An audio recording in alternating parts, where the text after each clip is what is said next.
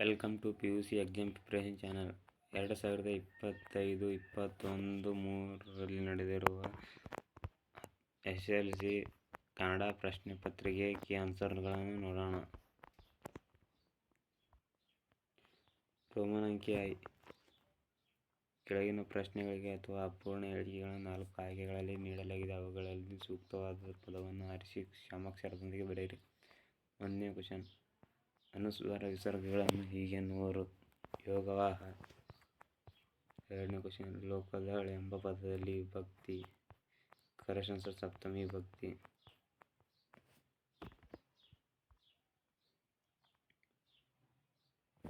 3ನೇ ಕ್ವಶನ್. ಕಗೆಂಡು ಪದವು ಈ ಸಮಾಸಕ್ಕೆ ಉದಾಹರಣೆಯಾಗಿದೆ.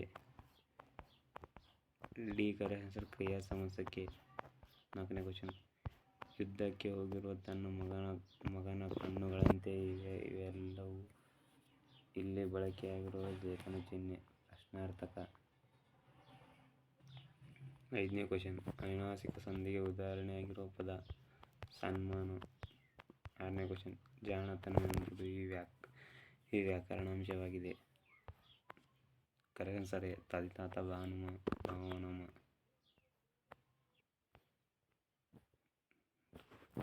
ರೋಮನ್ ಅಂಕಿ II.